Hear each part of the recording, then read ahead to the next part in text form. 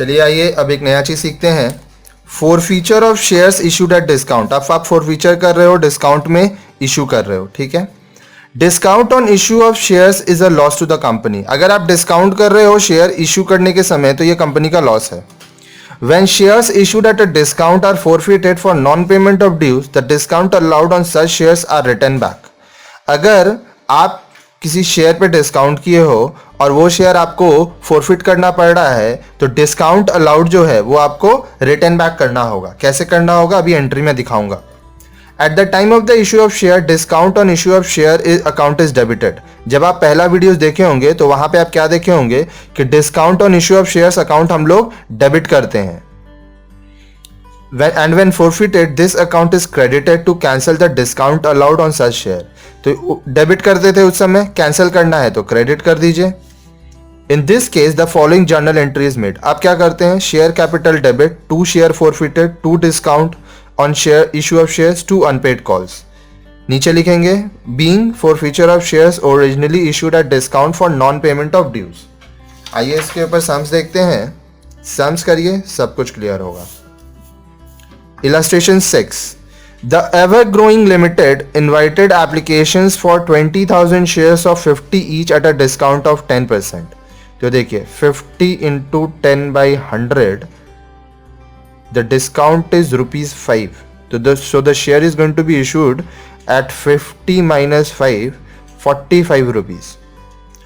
Payable है application 10, allotment 20, call 15. 10 + 20 30, 30 + 15 45, ये रहा 45, ₹5 डिस्काउंट जो कि हम लोग जनरली अलॉटमेंट के संग एडजस्ट करते हैं। Whole of the issue was subscribed and paid for except the call money. अब इस पे क्या हुआ कि आपको कॉल मनी नहीं मिला on 200 shares which were forfeited by the company. तो आप देखिए क्या हुआ, पहले वर्किंग्स करते हैं। यहां पे जगह है, यहीं कर लेंगे। Application ₹10, allotment ₹20, discount ₹5, call 15। 200 share है, पूरा सम्स नहीं करना है, सिर्फ हम लोग को दिखाना है कि फॉरफिटेड कैसे करते हैं। 200 × 10 2000, 200 × 20 4000, 200 × 5 1000, 200 × 15 3000। ये आ गया, ये आ गया। ये तो ऐसे भी नहीं आता और ये नहीं आया, लेकिन ये पैसा आ गया अलॉटमेंट का, तो हम लोग इस टाइम पे डिस्काउंट को एडजस्ट किए थे। तो आइए देखते हैं कि इसका जर्नल एंट्री कैसे होगा। तो चलिए एक जर्नल का फॉर्मेट लीजिए। सबसे पहले लिखिए in the books of companies name which is ever growing limited. Okay, इस केस में डिस्काउंट है तो हम लोग लिखेंगे शेयर फॉरफिटेड अकाउंट डेबिटेड। कितना शेयर पे प्रॉब्लम हुआ है, 200 शेयर्स। यहाँ पे एक गड़बड़ हो गया, माफ कीजिएगा, तो मैं इसको नीचे कर देता हूं। Share capital account debited. अब कितना होता है, 200। शेयर कैपिटल में आपको याद होगा मैंने कहा था कि एग्जैक्ट अमाउंट जाता है, so 200 × 50 which is 10,000 rupees. To share forfeited account. Forfeited क्या होगा, जो पैसा आया है, आया कितना है 2000, 4000, ₹10, ₹20। 200 × 30 6000।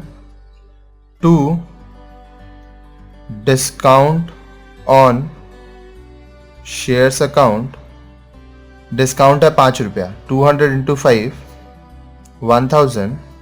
To share first and final call account,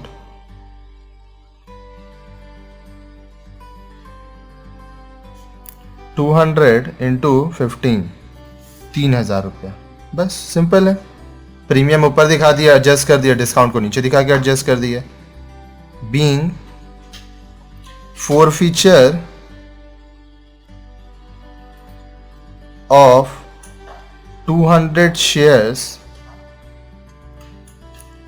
of rupees 50 each issued at discount of 10%